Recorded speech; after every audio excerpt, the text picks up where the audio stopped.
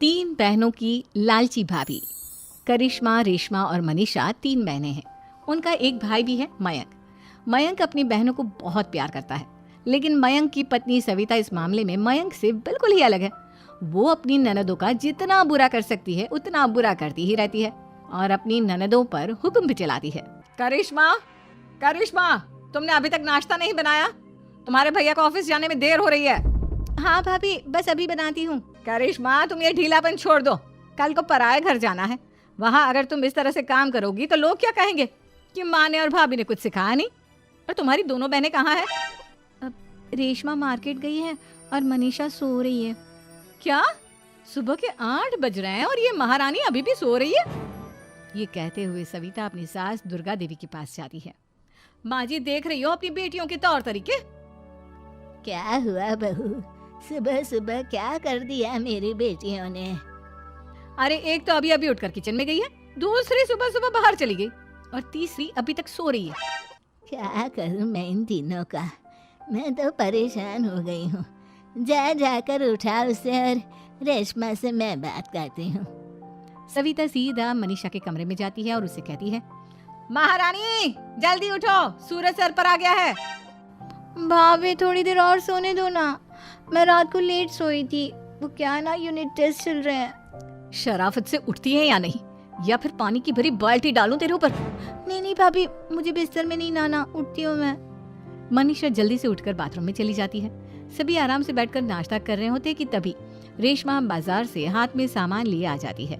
रेशमा को देखते ही सविता उस पर बरस पड़ती है। लो, आ गई महारानी। ऐसा भी क्या सामान लाना था जो सुबह आंख मलते ही बाजार की तरफ रवाना हो गई? भाभी, कल आप ही तो चीख रही थी कि घर का सारा सामान मुझे ही लाना पड़ता है, घर में किसी को भी किसी काम से कोई लेना देना नहीं है। अब मैं बाजार जाकर सामान ले आई तो आपको इस बात से भी तकलीफ हो रही है? देख रही हो माँ जी, अपनी बेटी की जुबान कैंची से भी तेज चलती है। और मयंक, आप तो कुछ कहेंगे नहीं अपनी लाडली बहन को? रेशमा, अपनी भाभी से ऐसे बात नहीं करते। चलो माफी मांगो। भैया, मैं क्यों माफी मांगू? आप भाभी से बोलिए ना कि हम पर कम हुक्म चलाया करे। हम इस घर की बेटियां हैं और आपकी पत्नी की ननद है, नौकरानी नहीं। लो कर लो बात। इनकी भलाई के लिए कुछ भी बोलो तो इन्हें बुरा लग जाता है। इस घर में यही इज्जत है मेरी। देख लो माँ जी, आपकी बेटी किस लहजे में मुझसे बात कर रही है। सविता वहाँ से चली जाती है। मयंक को बहुत गुस्सा आता है, वो भी वहाँ से चला जाता है।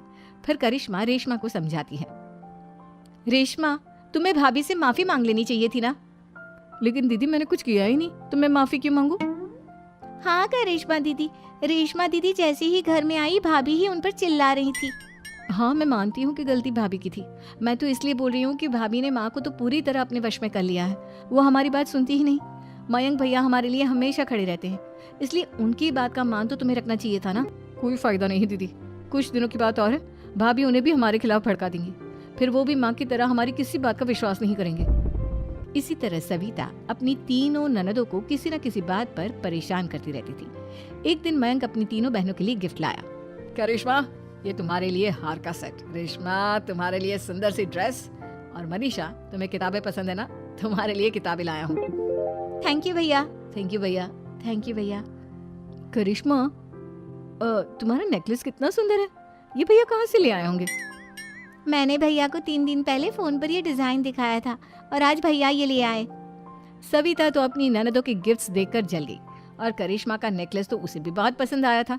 अपनी बहनों के लिए कितना अच्छा नेकलेस लेकर आए हैं, मुझे कभी कोई गिफ्ट नहीं दिया।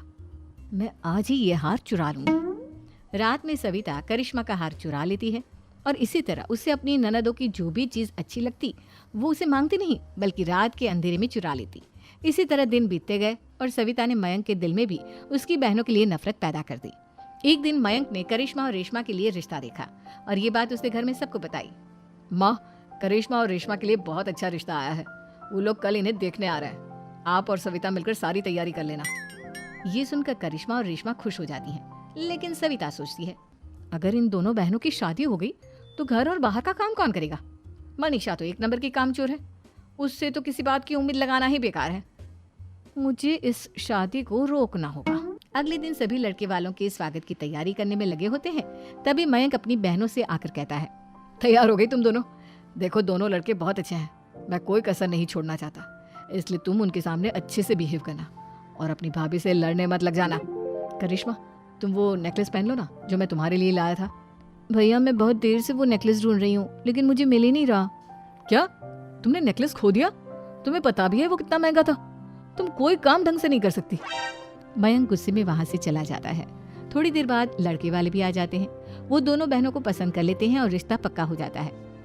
लेकिन सविता के दिमाग में तो कुछ और ही खिचड़ी पक रही थी। वो पंडित जी के पास करिश्मा की कुंडली लेकर जाती है और उन्हें पैसे देकर करिश्मा की कुंडली बदलवा देती है। जब लड़के वालों के पास करिश्मा की कुंडली जाती है तो वो दुर्गा को फोन करते हैं। बहन जी, हमने करिश्मा की कुंडली अपने पंडित जी को दिखाई थी। आपकी बेटी की कुंडली नहीं बल्कि दोषों का पिटारा है। देखिए, मैं और मेरे पति इन सब बातों में बहुत विश्वास करते हैं, इसलिए हम आपकी बेटी से अपने बेटे की शादी नहीं करा सकते। इस तरह करिश्मा का रिश्ता टूट जाता है और सभी घर वालों को बहुत दुख होता है। अब कविता सोचती है, चलो करिश्मा का तो रिश्ता टूट गया, अब रेशमा का भी रिश्ता तोड़ना है। क्या करूं? अब सविता आवाज बदलकर किसी अननोन नंबर से रेशमा के होने वाले ससुराल में फोन करती है। हेलो, मैं कौन हूँ कौन नहीं ये आपके लिए जानना जरूरी नहीं। बस इतना सुन लो कि रेशमा का 2 साल से किसी के साथ अफेयर चल रहा है। बस रेशमा का रिश्ता तोड़वाने के लिए सविता का इतना कहना काफी था। अब रेशमा का भी रिश्ता टूट गया। मयंक और दुर्गा देवी ने रेशमा को खूब खरी खोटी सुनाई और उससे बार बार उस लड़के के बारे में पूछने लगे। आप दोनों मुझे क्यों परेशान कर रहे हो? अरे कोई लड़का होगा मेरी लाइफ में तो मैं बताऊंगी ना। जब कोई है ही नहीं तो कहाँ से लाऊं मैं कोई लड़का?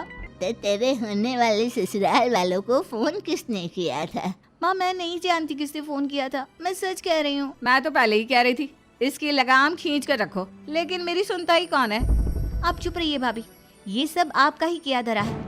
अब तीनों बहनों को विश्वास हो जाता है कि ये सब उनकी भाभी ही कर रही है। तीनों बहनें अपनी भाभी को सबक सिखाने के लिए एक वकील कर लेती है और घर में हिस्सा मांग।